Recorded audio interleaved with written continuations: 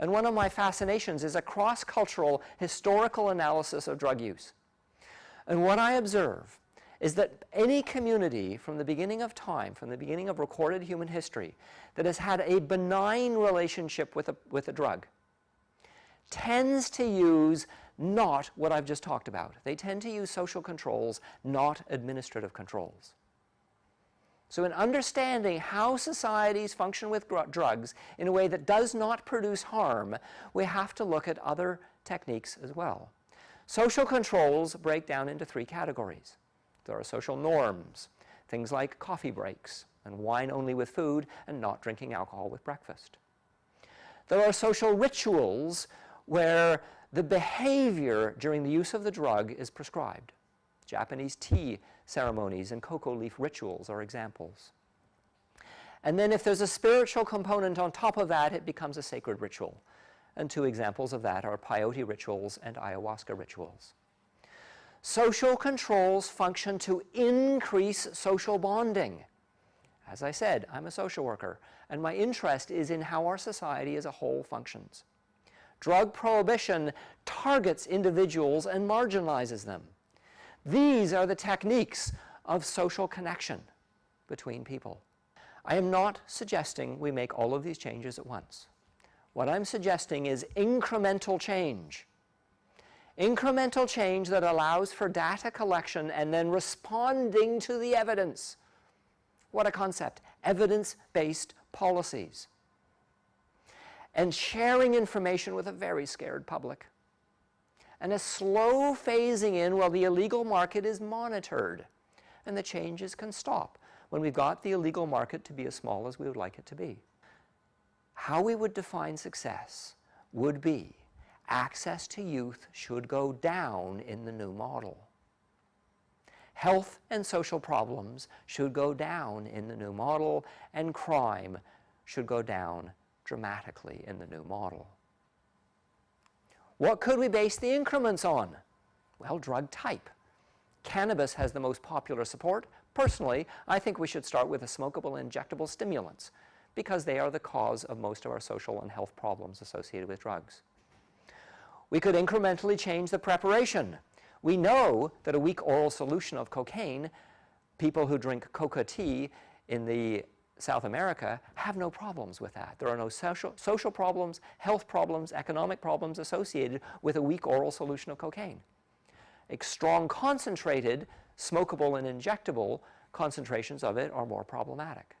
So we could start with preparations that we know are not harmful and slowly increase that incrementally.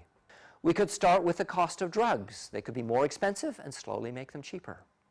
We could incrementally change the order delivery delay time.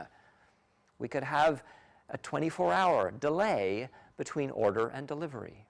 And we could make that a 23-hour and a 22-hour and a 12-hour and a 6-hour between the time that you ordered and the time the drug is actually delivered. That would prevent out-of-control sequential use. Where possible, we would change from administrative to social controls, because those are the tools that have been actually used by society since the beginning of time. We need to come up with the different regulatory options and match them to the individual drugs in a way that was based on evidence. What this slide says is there are 4 different relationships we can have with substances. We can become dependent on them.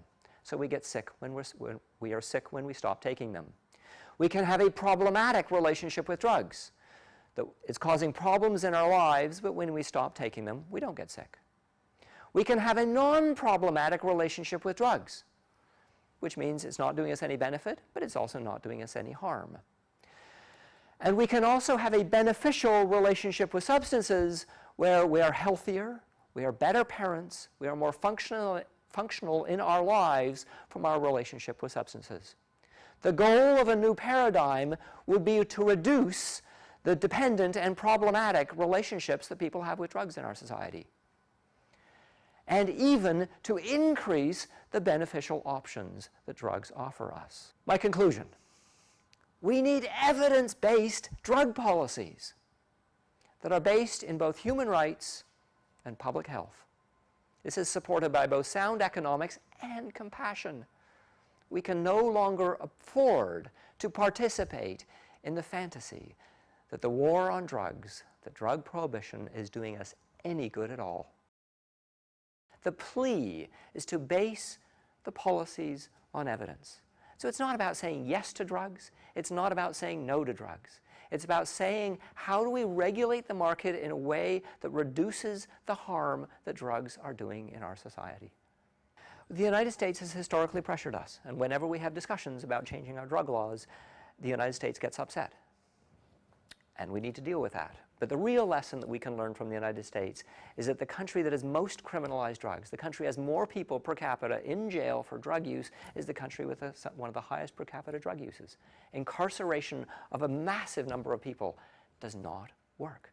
So if we took away the drugs from the criminals, would they go out and start bashing old ladies on the head and stealing their purses? What the Federal Auditor General told us is that drugs are the main source of income for illegal crime groups. It's what keeps people involved with crime, and it's what pulls people into the process of becoming criminal. If we took the money out of the equation for the organized crime groups, the incentive to do the crimes would go away. Yes, there would always be crime in our society, but the drivers that increase it could be greatly reduced. Would drug use go up in the new system? There's two types of drug use. There's drug use and there's drug abuse. People who abuse drugs are often people that have significant other social and health problems. And they're already abusing drugs. Drug addiction is not solely associated with drugs. Drug addiction is a complex societal, individual, family health problem. It already exists. Those folks will still be a problem. It won't go away. But what we can do is reduce the problem by regulating and controlling these drugs in our society so the damage goes down for all of us.